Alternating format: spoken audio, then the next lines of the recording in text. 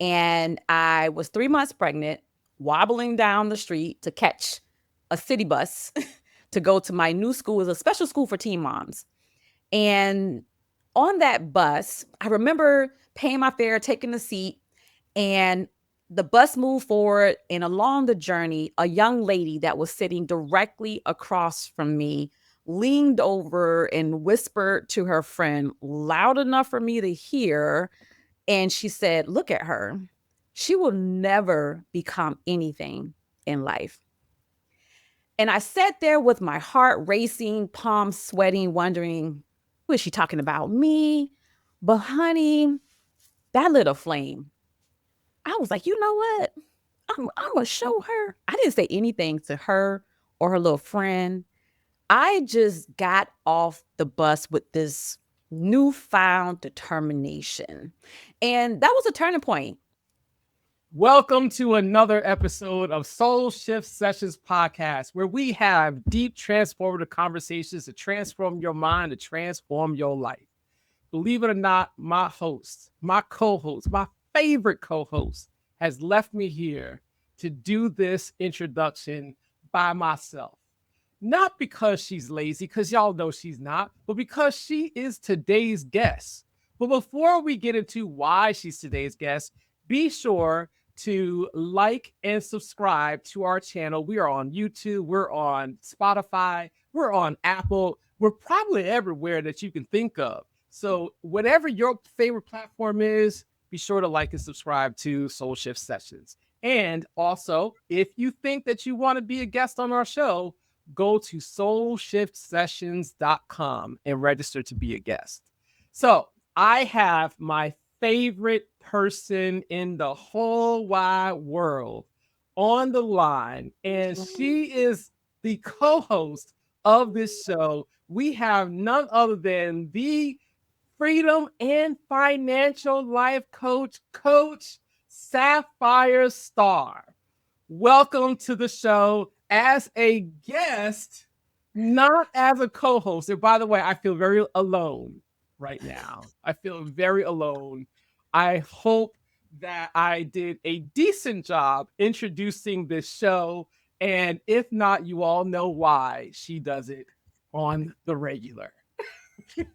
Well, good morning, soul shifters.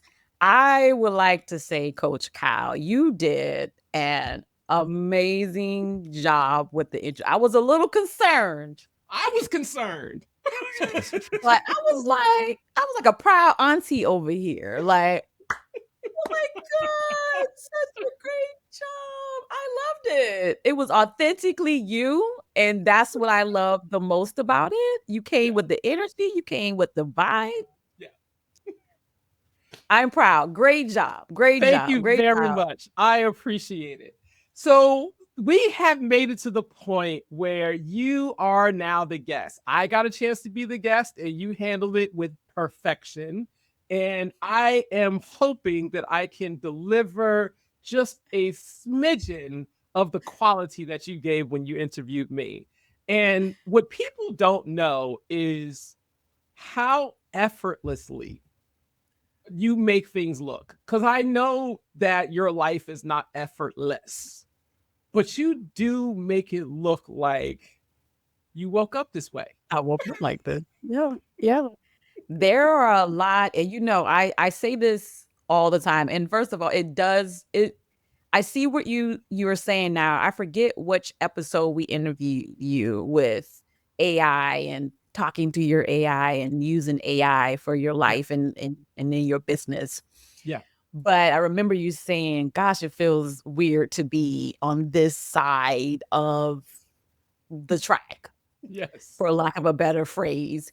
And I thought the same thing. I'm like, oh, this is interesting to be a guest Yeah. on your own show, but Your own also show. we're in season 3 and we just decided to do this. Yep. Yep. We did. We did. And I Yes, and it's this is the perfect time. And the reason why I say that is because when we first talked about this, we wanted this to be a place where people could grow their own platform. as well as us growing ours. And Yeah. the reason why I say this is the perfect time is because you are up to so much now than when I first met you. Yeah. And when I Google things about you, it's like, man, I remember when that was just a thought.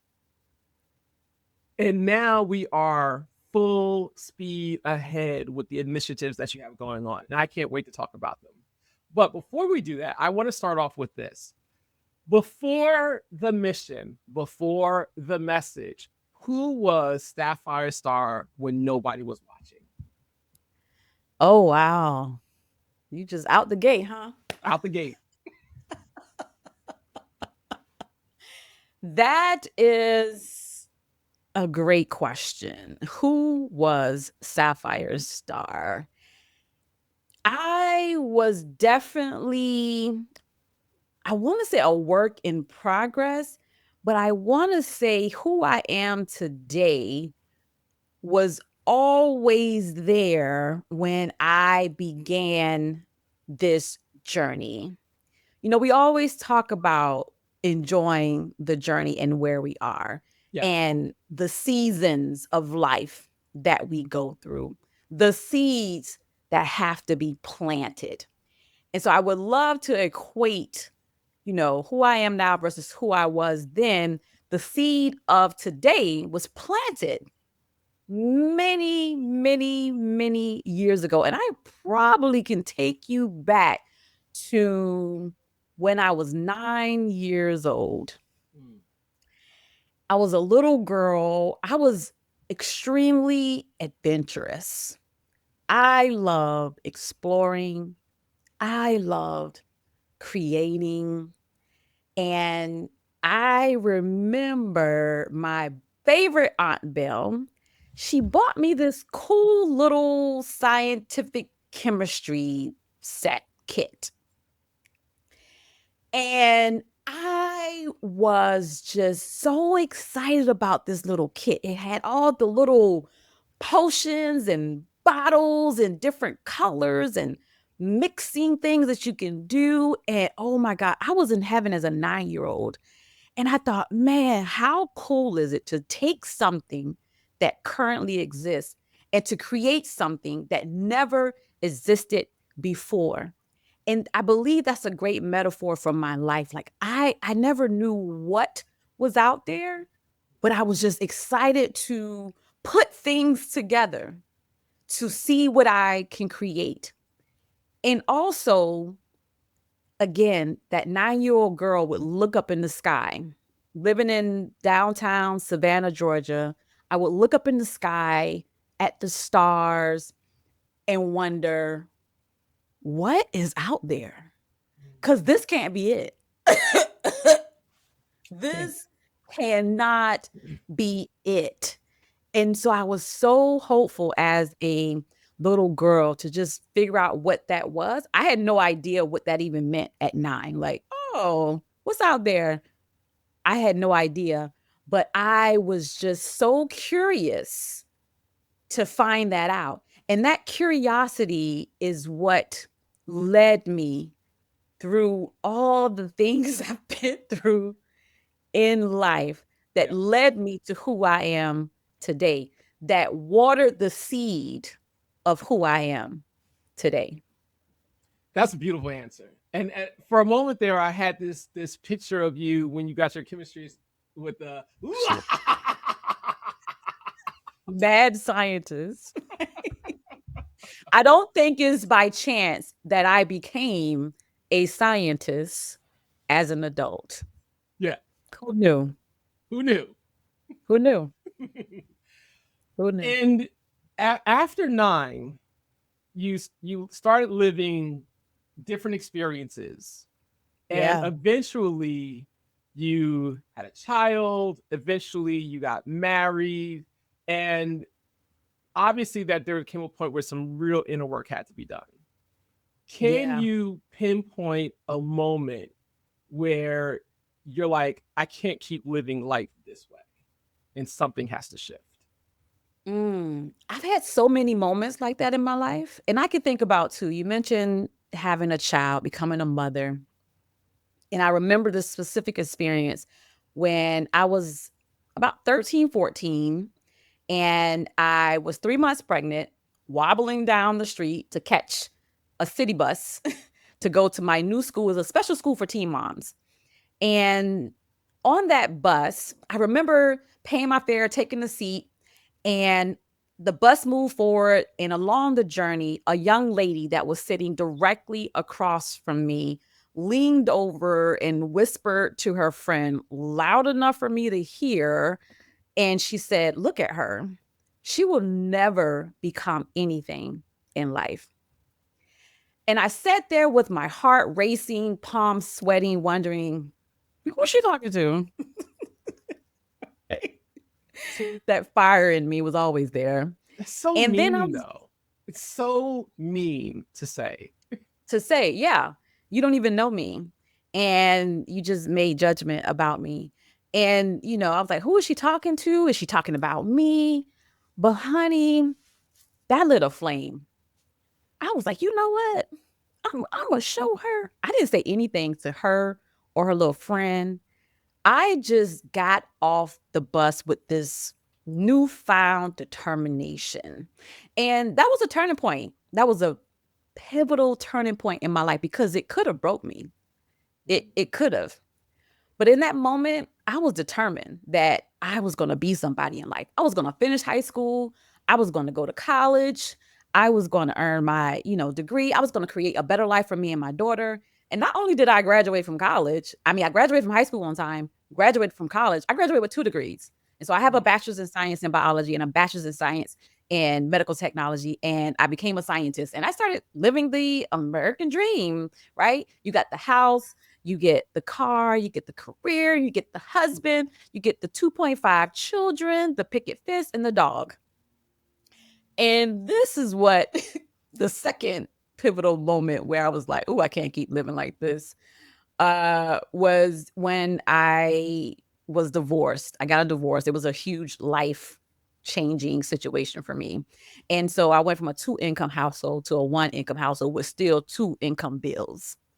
And, I was successful on paper, right? I had a job. I was making good money. I was able to take care of my house, but I was drowning in debt.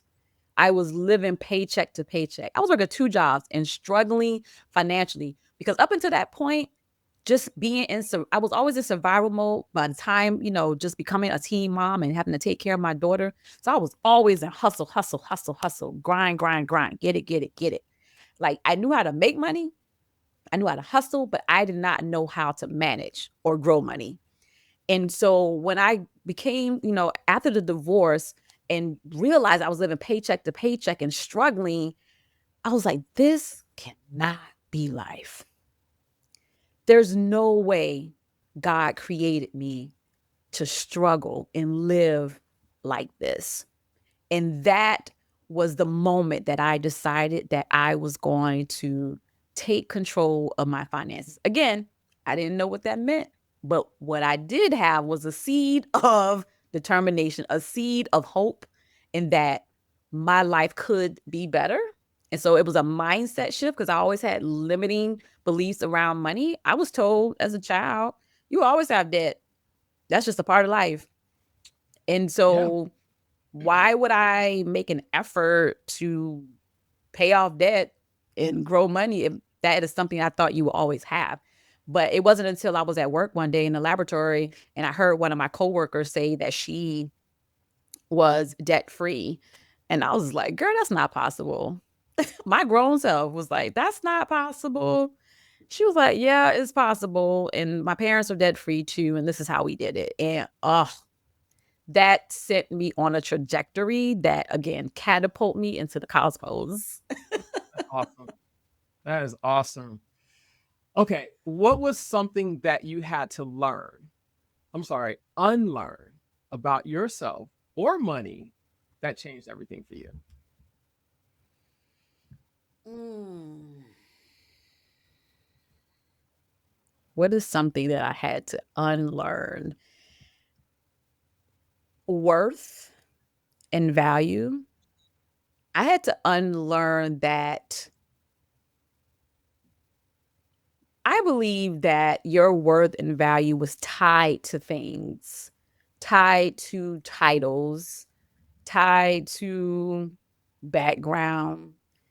And so I had to unlearn that that is not true. Mm. My worth and my value is not tied to things, people, nor titles. And I deserve all that God has created for me to achieve in life.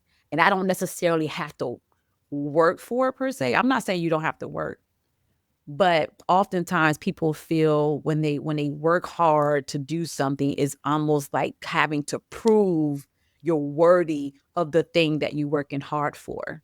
Mm. And so I had to learn that no, I deserve to be happy.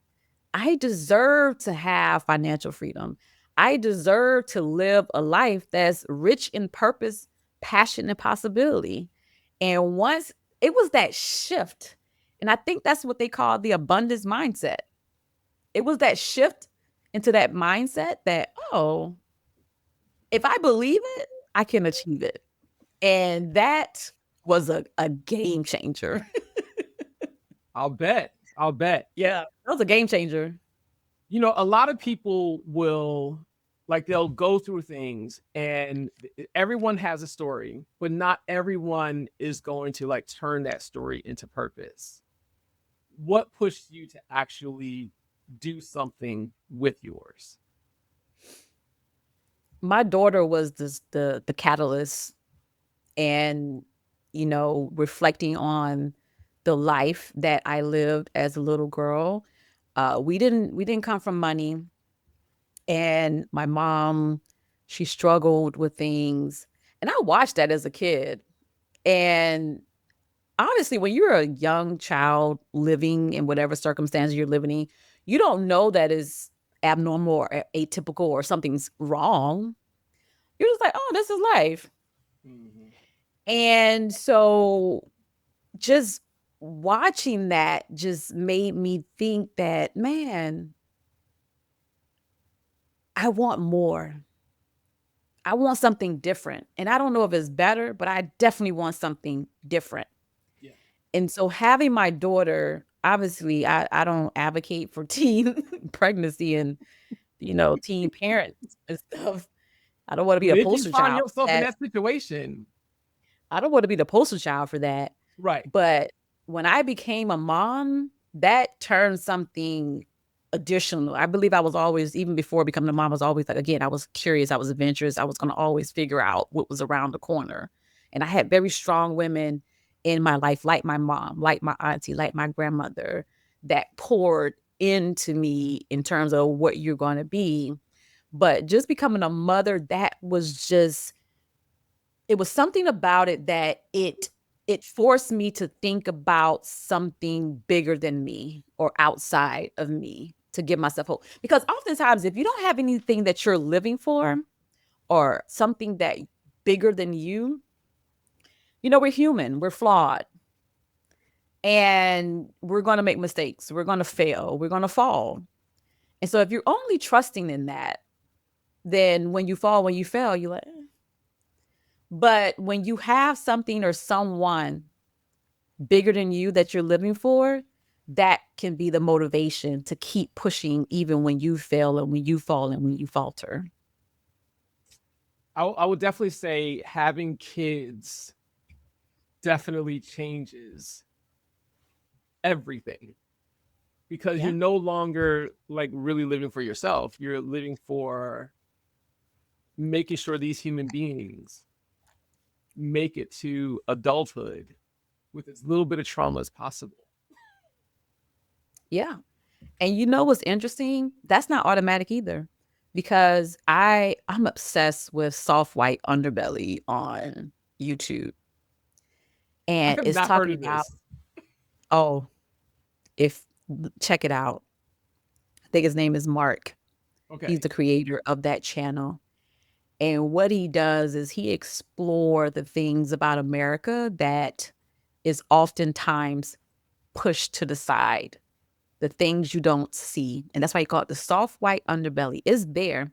And he interviews people from Skid Row in LA, but he interviews people from all different kind of backgrounds and circumstances and situations.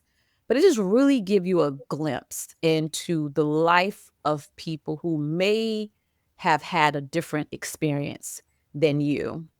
And oftentimes when you hear these individuals' stories, some of them drug addicts, some of them sell their bodies to survive, all 99% of the time, something is tied to their childhood, and they describe their parents, and they weren't protected by their parents, or like we talking about this thing of when you become a kid, it's like, I mean, when you become a parent, it's something about it that just, makes you want to create something better. But watching Soft White Underbelly makes me realize that again is not automatic in terms of being a person who wants to protect and provide for your child. That too is a choice. And I don't know why some people instinctively just naturally falls into it, and some people are like, and it's probably tied to their childhood. I learned this thing about when someone loses a parent, and they talked about how, say for instance, you lose your parent at a very young age. I'll use my mom for example. I think she was 15, 16. Your experience in terms of a parent really only goes up into that moment, 16, 17. In terms of your parenting relationship experience, you only know what it feels like to have a parent up until a certain age. Yeah. So if you don't have a reference beyond that, you're now parenting from that. You're parenting from what you learn up until a certain age. Yeah. And so I thought that was very profound because, again, having that experience or having an example of what to do and how to do it makes a huge impact on how you continue that forward. It's interesting that you talked about it being a choice, because I do, well, you know that my kids are adopted, and we actually went through the foster care system. And so the first child was Kayla, and she was 9 months when we got her. And Kayla attached herself to me like very easily, very quickly. And if I'm in the room, I was the one who she was reaching for. And I remember I was traveling as a facilitator. So I was going to different states, leading courses all the time. And I remember getting the call that it was highly possible that she was going to be going back to her mom to live on a permanent basis. So they prepared us for these things. And this is like the cost of doing business with the foster care system, is that they come into your life and they may eventually leave your life. And I remember vividly her saying goodbye. She's like 2 years old, Oh, but it was just like this. It was like a finality in her goodbye when I was heading off to the airport on one particular day. And sure enough, she was gone by the time I got back. But we had our youngest at the time as well, who was already, in our care. She's an infant at the time. And I was still going through the grief of losing one kid while still having to take care of another. And I remember having this moment where it's like, you're either going to choose to be this child's parent or you're not. yeah. And I remember it very clearly. And I was like, all right, I'm going to choose to be this child's parent. And all of my behaviors changed after that, in regards to the way I interacted with Jasmine, the way I parented her, and so on and so forth, because the decision had been made. Yeah. It's a choice. Yeah. And not everybody makes that choice, unfortunately. Not everyone does. Not everyone. I remember we were talking about going away for like a month, and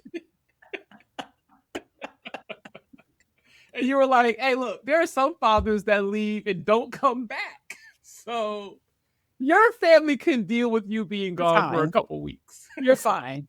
They're fine. And They're I had never fine. really thought about it like that, So, oh goodness. All right. I want to switch gears a little bit because I cannot go any further without talking about one of the biggest projects you're working on, which is the Money Bus.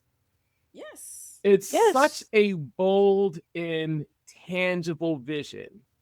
So, what did you see in your mind that made you say, this has to exist? Oh, that's the easy question. My Aunt Judy. And I know you said, like, when we met in terms of the seed of the money bus and the thought of the money bus and how it came into fruition.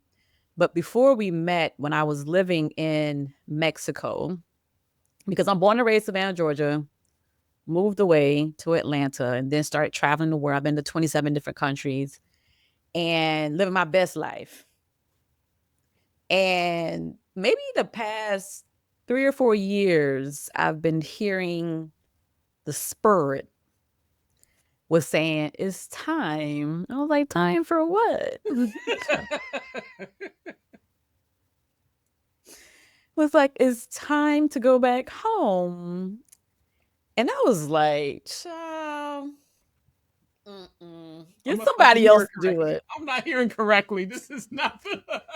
Get somebody else to do it. I am international, baby. I am a world citizen.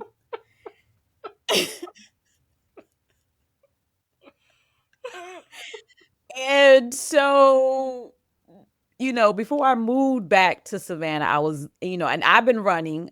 I'll admit it. I'm a runner. She's a runner. She's a track star. And the voice kept getting louder and louder and louder. And mind you, the past 5 years, I have been a financial wellness coach with Organized Chaos. I started my financial coaching business and during the pandemic. So I was thriving with that. But my aunt Judy, she had a nonprofit called the Sunshine House. And she taught little Black girls in the community of Savannah, Georgia. She taught them etiquette. She taught them dance. She taught them how to carry themselves. And she gave them something to do instead of running the streets. My mom was actually a part of the program. And that's how she met my dad. And that's how I came to be, actually. Because my aunt, this is my dad's sister. And so I always thought that, man, that was so cool. I would love to do something like that, but I never really knew what capacity. And my aunt, I'm not gonna cry. My aunt, because in 2019, I had planned a world tour to travel 25 different countries, right?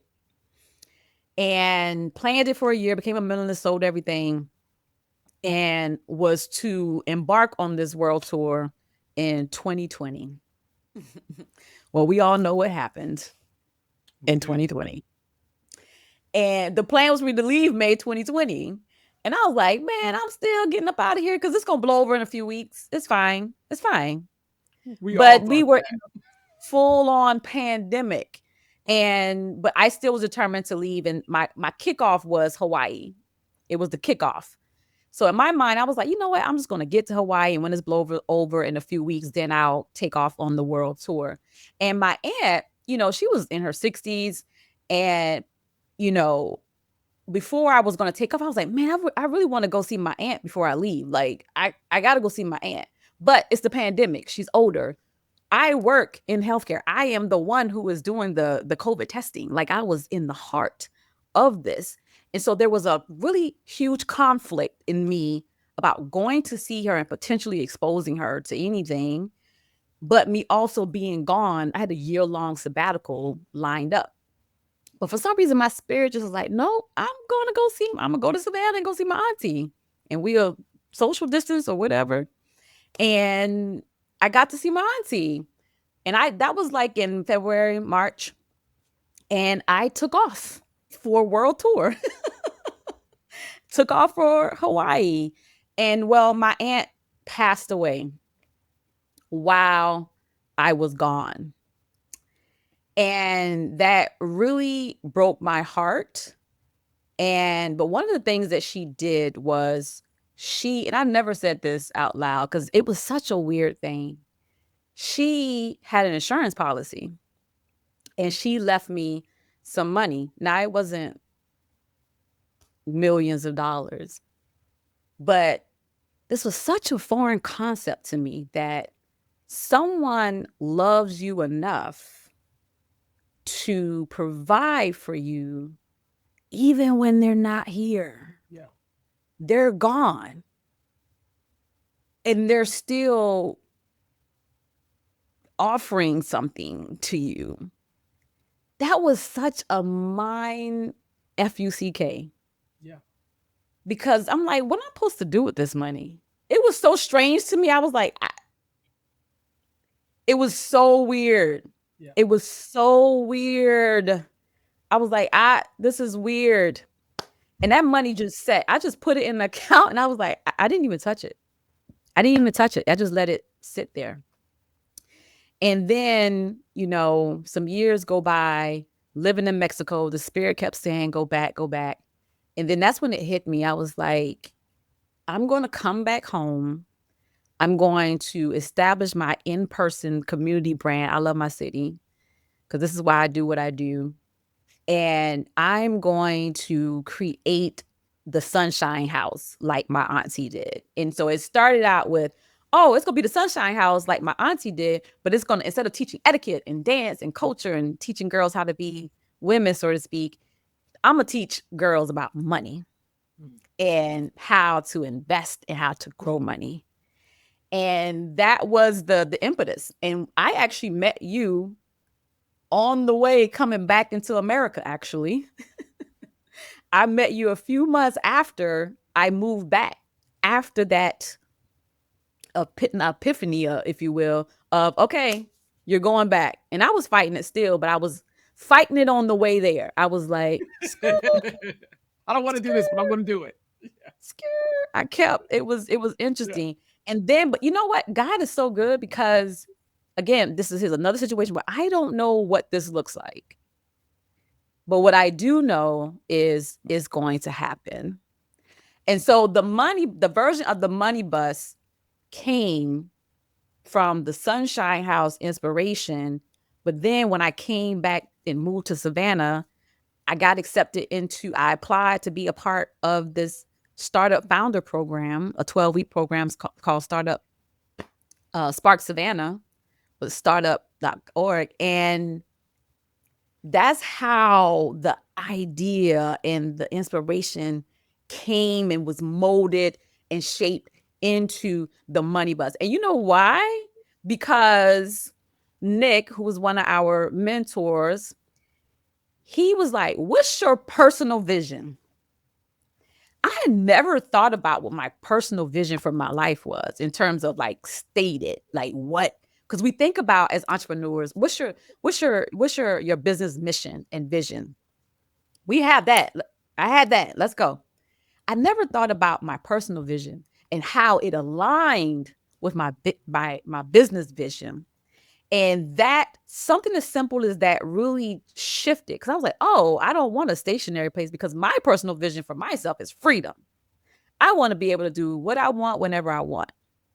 And so having an actual brick and mortar didn't necessarily align with that in my mind, because I'm like, I want to be able to do this wherever I want to do it. Yeah. And so that's where the mobile classroom came to be, because of the personal vision that I then align with my business vision of Wealth Builder Savannah and the Money Bus, a mobile financial education startup designed to meet people where they are, literally and financially, and is for women in underserved communities right here in Savannah. It makes so much sense because you're always on the go.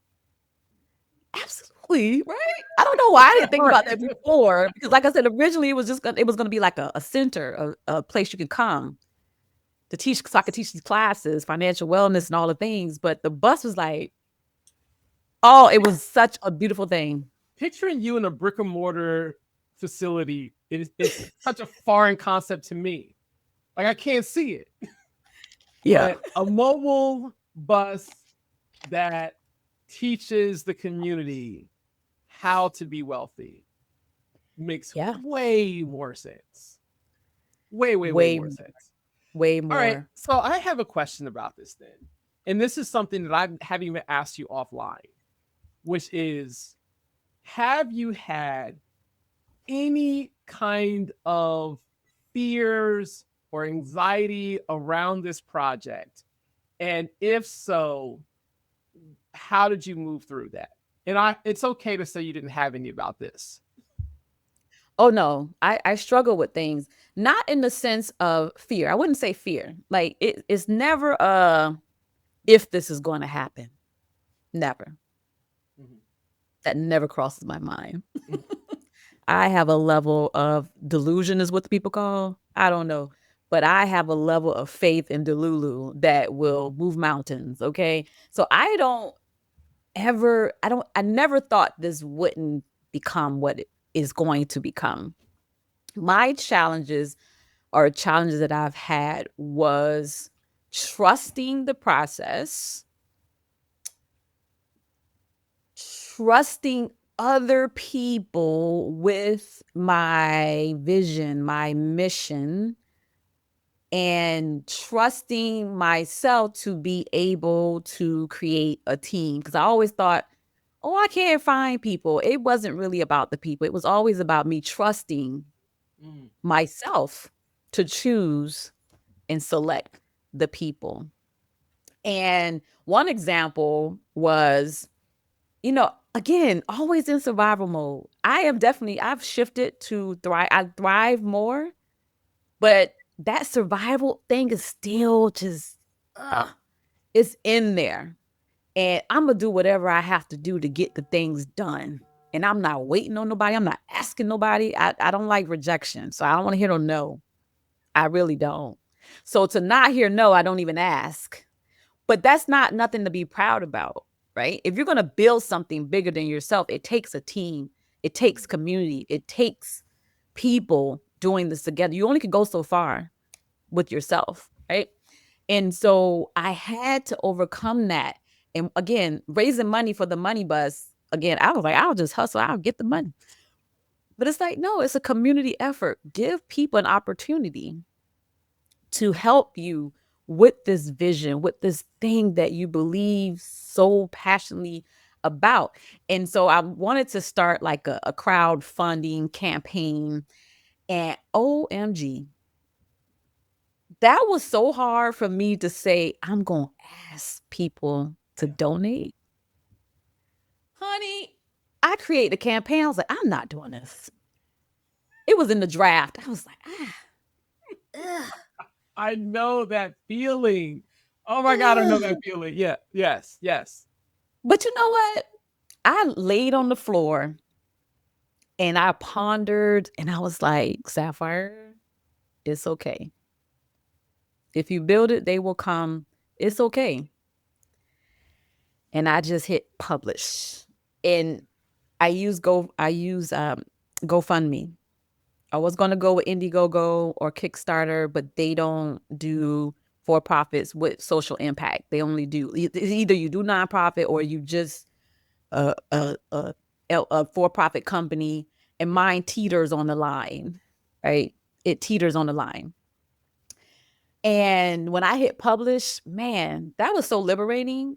But what it opened up was like I got my first donation was $5,000, and I was like, what the what? In Yeah. like 24 hours. I could have never imagined that. But imagine if I let that stop me from pursuing, something that I believe in. And then as a result of that, so far we've raised $7,000 of our $85,000 goal. And someone, Tim from WTOC, a local news station here in Savannah, Georgia, saw my GoFundMe campaign and was like, "Man, this is pretty awesome what you're doing. Come on my morning show and talk about the money bus." And I was like, "What?" Like, Yeah. As an just it was so observation, many things I didn't even think about. Like that's as an observation, when you said build it and they'll come, this is definitely a great example for that, because you talk about team and talk about having others contribute, and you kind of make it so that almost like you don't have to ask, because you create this like context for people to live inside of. And what I mean by that is you didn't ask me to donate, but it's like, how can I not? Right? How can I not? and, and I'm so appreciative of people. Yeah. I I'm so I don't think people really understand because I know I sin and I'd be like, "Hey, oh my God, this," because I really it's something in me that I had to unlock something in me I'm such a giver. Yeah. Give, give, give. It's so hard for me to receive. And the fact that people are giving it just really warms my heart. And I don't think there are words to truly express that. Yeah. What it does for me every time I see someone donate, it doesn't matter how much. It is like, oh, someone is willing. What it's saying is someone is willing to help you. And I don't know what that trauma is that I'm like, don't believe Yeah. anybody want to help me. And then when Well, they I help mean, me, I'm like, that's oh, culture, that's upbringing, that's the environment that we came up in. But I also want you to make sure you understand that it's what you do from creating these spaces goes well beyond what you're doing with this particular initiative. For example, one day you called me up and we talked about getting online and just working on Zoom. I had no idea that that would lead to entrepreneurs all across the country, from the East Coast as far as Hawaii, of people getting on and not only working, but helping each other. And even though like I made the framework, you really were the one who pushed that out and had people coming to this. And I had no idea that I would be helped and that I would get a chance to help people in this capacity. And so you really do create this place where, or this space where people can just freely show up and freely literally. get help and freely give help. And that's probably why your book is titled the way it is, because we do get a chance to live freely. And I have one more question. Actually, I got two more questions. One question. Oh, now it's three. Okay, so now it's three. One question is going to be, um, tell us about what the money bus really is, because not everyone really knows what that's all about. The next one is, where do we go about finding things about you, and how do we contribute to the initiatives that you're working on? And the last question, which I really want you to answer first, is um, what when you think about the people that you're here to serve, what breaks your heart and what gives you hope?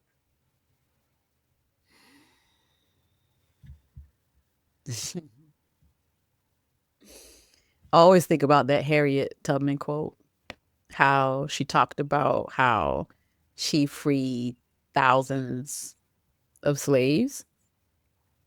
And that was something that she was very just proud of. But she said she would have freed millions if they knew they were slaves.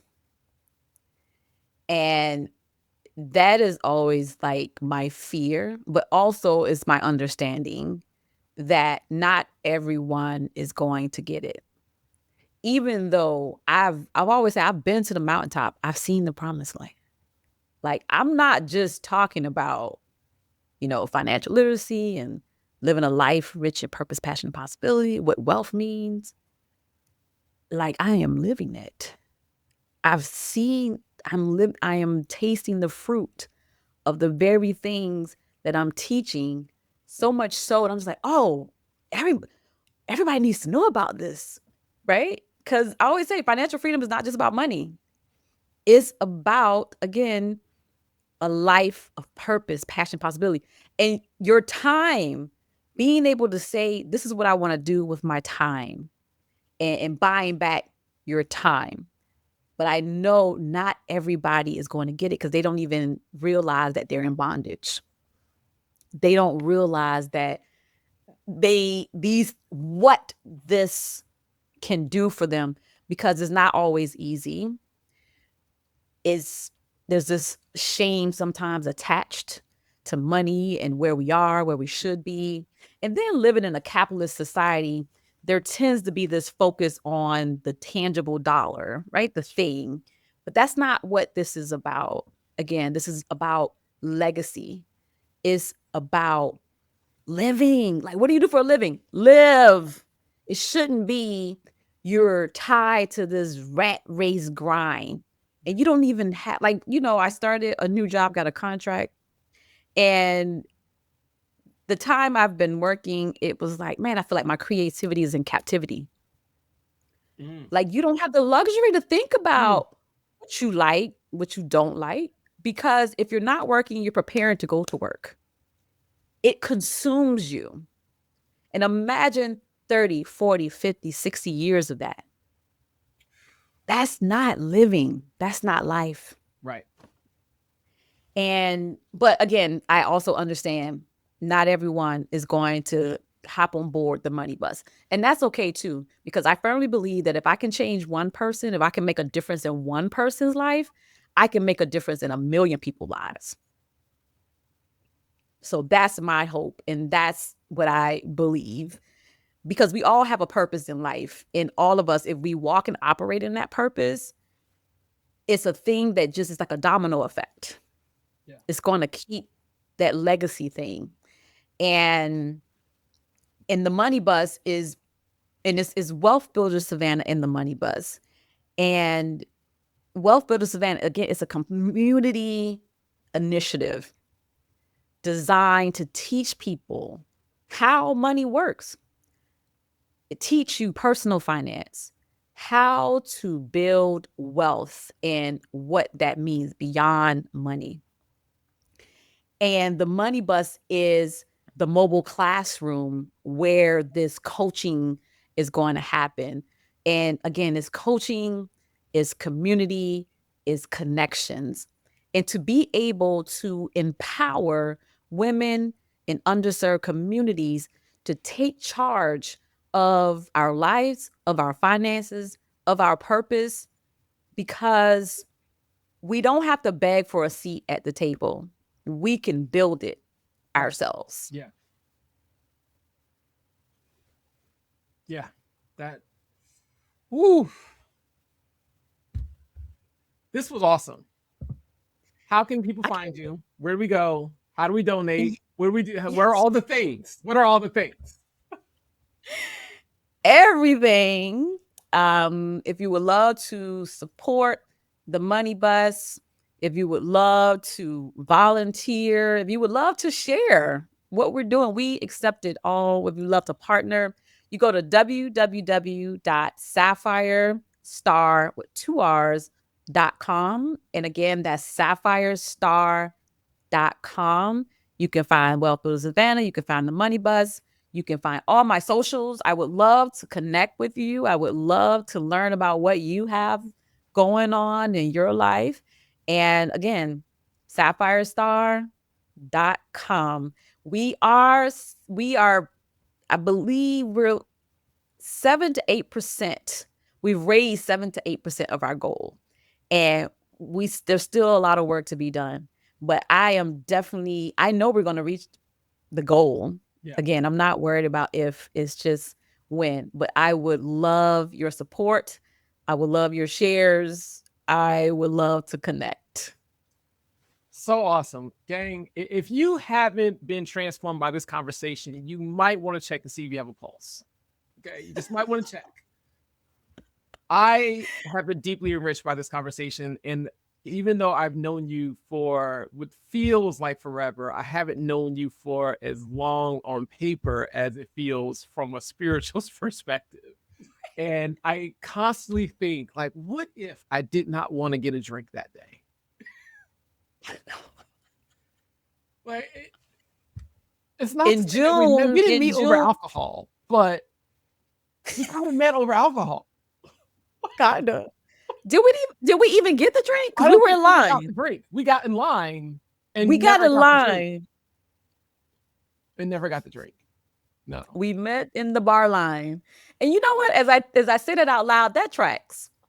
Just who we are and just how we've cultivated our relationship. I was like, oh, that when a Gemini and a Libra walks into a bar, That is you it. get That is Soul it. Shift Sessions podcast. That's you what get happens. Social Sessions podcast. That's what you get. That's Oh what my! you get. It'll be 2 years. It'll be 2 years in June, which is wild to me. I'm like, only 2 years. That's crazy. It's crazy because it feels like forever. My kids know you. They know your voice. You know, my wife knows you. You know, we got all three of us got a chance to hang out and do some silly things together. Like it has been a time. So You met my daughter. You met my granddaughter. meeting the You grandbaby even met, was hilarious. you even met baby daddy. I met the baby daddy. Okay, and You know you in. the fact that you had the baby drive to my house because she gets out the car and I'm thinking this is your daughter, and you're like, no, this is my grandbaby. You put the trip in the grandbaby's hands. That's a part of parenting, like Jesus, because And but Mama's we have in the to back teach them. seat. Mama's not even in the front seat. We have to teach them how to drive, unfortunately. And I'm just like, you're gonna let her drive on the highway? I'm like, how is she gonna learn? You're Yeah. right. It was. I Yeah. just didn't see it coming. I just did not see it coming. You know, and And she's a big baby. It's like, that's a grandbaby. That baby 5'7". that baby is ready to pay taxes. She is. Oh, well, Soul Shifters, this was a fantastic conversation. If you want to find more about us, you can find us on YouTube, on Spotify, on Apple Music, on Amazon. You can find us all over. And you can also be on the show. If you want to be a guest, go to soulshiftsessions.com. Please visit sapphirestar.com and donate to this initiative of Wealth Builder Savannah and the Money Bus. I don't think there are hardly any times where I tell people to donate to a particular cause because there's so many causes out there. Yeah. She's all right. And I appreciate you. It's so interesting that we never know where these conversations are going to go, but we're open to the possibility of them. And again, I've shared some things on here I think I haven't even shared with you, and just shared on the podcast. I was like, oh, and my mouth was going. I was like, oh, we're doing this? My brain was like, oh, we're. I didn't cry though, so I'm proud of myself. You're proud of yourself? Hey, I'm glad you didn't cry because I have, the older I get, the more sensitive I've gotten as far as public goes. And so like we both will be crying. And I'm not trying to do that today. Okay, so thank you for that. Soul Shifters, I want to leave you with a word called surrender to what is, let go of what was, and have faith in what will be. And on that note, we will see you on the next episode. Bye, guys. Bye, everyone.